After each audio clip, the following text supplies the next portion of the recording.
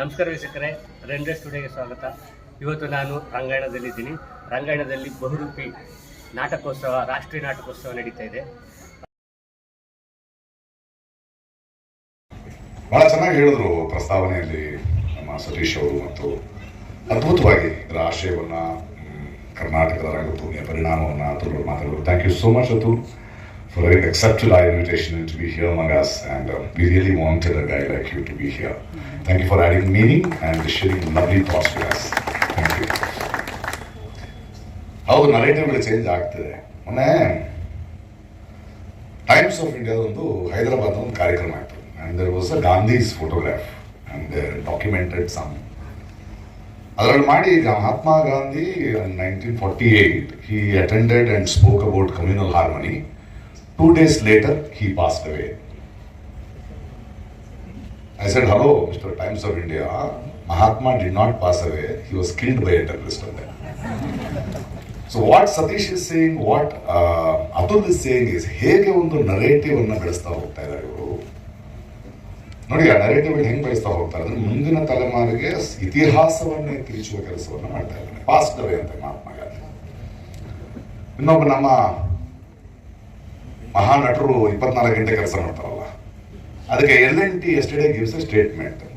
ಭಾನುವಾರ ಯಾಕಪ್ಪ ಮನೇಲಿ ಕೆಲಸ ಮಾಡ್ತೀರಿ, how long will you stare at your wife ಅಂತ. ಅಂದ್ರೆ ಅವರೇ 24 ಗಂಟೆಗೆ ಅವ್ರ ವೈಫ್ ಇಲ್ಲ, ಸ್ಟೇರ್ ಮಾಡಲ್ಲ. ನಮ್ಗೆ ಇದಾರೆ, ಸ್ಟೇರ್ ಮಾಡ್ತೀವಿ, ಏನ್ ಮಾಡೋಣ. ಅದಕ್ಕೆ ನಾನು ಹೇಳಿದಾಗ ಒಂದು ಕೆಲಸ ಮಾಡೋಣ, ಫ್ರೈಡೇ ಸ್ಯಾಟರ್ಡೇ ಆದ್ಮೇಲೆ ಸಂಡೇ ತಯಾರಾಕ್ಬಿಡಿ, ಸ್ಟೇರ್ ಡೇ ಅಂತ ಇಟ್ಕೊಡ್ತೀವಿ ನಾವು. ಬಹಳ ಮುಖ್ಯ ಈ ತರದ ನಮ್ಮ ಎಲ್ಲ ಒಂದಾಗೋದು. ಯಾಕಂದ್ರೆ ಅತುಲ್ ಹೇಳಿದ ಹಾಗೆ, silence has never won any wars and there is no point in being apolitical. ಬಹಳಷ್ಟು ಜನ ರಾಜಕಾರಣವನ್ನು ಪೊಲಿಟಿಕಲ್ ಆಗಿದ್ದ ಕಾರಣಕ್ಕೆ ನಾವು ಈ ಸ್ಥಿತಿಗೆ ಬಂದಿರೋದು. ಯಾಕಂದ್ರೆ ನಾನು ಯಾವಾಗಲೂ ಹೇಳ್ತಾ ಇರ್ತೀನಿ, ಭವಿಷ್ಯದ ಇತಿಹಾಸವನ್ನು ಬರೆದಾಗ ತಪ್ಪು ಮಾಡಿದವ್ರನ್ನ ಮರಿಬೋದೇನೋ, ಮೌನವಾಗಿದ್ದವ್ರನ್ನ ಯಾರು ಮರೆಯೋದೇ ಇಲ್ಲ, ಅವ್ರನ್ನ ಕ್ಷಮಿಸೋದಿಲ್ಲ. ಮುಂದಿನ ತಲೆಮಾರು ಮಾತಾಡಬೇಕಾಗಿದೆ, ಪ್ರಶ್ನಿಸಬೇಕಾಗಿದೆ. ಹೇಗೆ ಈ ದೇಶಕ್ಕೆ ಅರಣ್ಯ ಮುಖ್ಯನೋ, ಗಿಡಗಳು ಮುಖ್ಯನೋ, ರಂಗಭೂಮಿ ಕೂಡ ಅಷ್ಟೇ ಮುಖ್ಯ ಅಂತ ಸಮಾಜಕ್ಕೆ ಹೇಳಿದೆ. ಇವತ್ತು ರಂಗಾಯಣದ ಬಹುರೂಪಿ ಹಲವು ವರ್ಷಗಳ ಹಿಂದೆ ಇದರ ಉದ್ಘಾಟನೆಗೆ ಬಂದಿದ್ದೆ ಗೆಳೆಯ ಜನ್ನಿ ನಿರ್ದೇಶಕರಾಗಿದ್ದಾಗ. ಆ ನಂತರದ ರಂಗಭೂಮಿಲಿ ಏನ್ ಮಾಡಬೇಕು ಅಂತ ಕಳೆದ 2 ವರ್ಷಗಳಿಂದ ನಮ್ಮ ತಂಡ ನಿರ್ದಿಗಂತ ಇಲ್ಲೇ ಶ್ರೀರಂಗಪಟ್ಟಣದಲ್ಲಿ ರಂಗಭೂಮಿಯನ್ನು ಕೆಲಸ ಮಾಡ್ತಾ ಇದೆ. ಮೊನ್ನೆ ನಿರಂತರದ ಉದ್ಘಾಟನೆಗೆ ಬಂದಿದ್ದೆ, ನಿರಂತರದ ಫೆಸ್ಟಿವಲ್. ಇವತ್ತು ರಂಗಾಯಣ ಎಲ್ಲ ರಂಗಕರ್ಮಿಗಳಲ್ಲಿ ವಿನಂತಿ, ಮೈಸೂರು ಒಂದು ಅದ್ಭುತವಾದ ಒಂದು ಸಾಂಸ್ಕೃತಿಕ ಕೇಂದ್ರ ಆಗ್ತಾ ಇದೆ, ಒಂದು ಡಿಬೇಟಿಂಗ್ ಪಾಯಿಂಟ್ ಆಗ್ತಾ ಇದೆ. ಇವತ್ತು ರಂಗಭೂಮಿ, ಈ ತರದ ರಂಗೋತ್ಸವಗಳು ಮೈಸೂರಿನ ಉಳಿಯೋದಕ್ಕೆ ಕಾರಣ ನೀವು ರಂಗಾಸಕ್ತರು ಮಾತ್ರ. ಈ ಥರದ ಒಂದು ಇದೆ. ಆದರೆ ನಾವು ರಂಗಾಯಣವನ್ನು ಕೂಡ ಉಳಿಸಿಕೊಳ್ಳಬೇಕಾದ ಹೆಚ್ಚು. ಇವತ್ತು ಮುಖ್ಯಮಂತ್ರಿಗಳು ಬಂದಿದ್ರೆ ನೇರವಾಗಿ ಕೇಳ್ತಿದ್ದೆ, ಅವರಿಲ್ಲ, ಆದರೂ ಮಾಧ್ಯಮದ ಮೂಲಕ ಹೇಳ್ತಾ ಇದ್ದೇನೆ.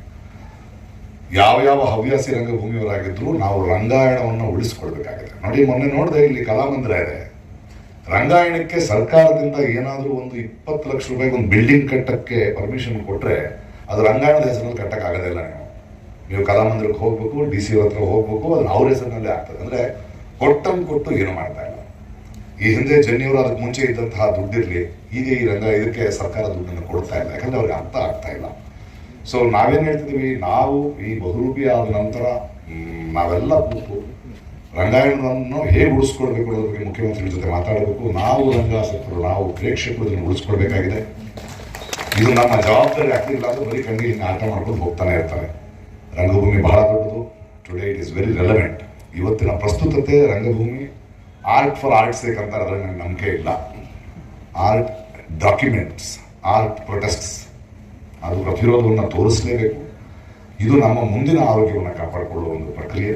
ಈ ಪ್ರಕ್ರಿಯೆಯಲ್ಲಿ ನಾವು ಒಂದಾಗಿರೋಣ, ಎಲ್ಲರೂ ಒಂದಾಗುತ್ತಾ ಮೈಸೂರನ್ನ ಅವೆಷ್ಟು ಹೆಮ್ಮೆಯಿಂದ ಹೇಳಿದ್ರು, ಕರ್ನಾಟಕದ ಕೊಡುಗೆ ರಂಗಭೂಮಿಗೆ ಅಂತ.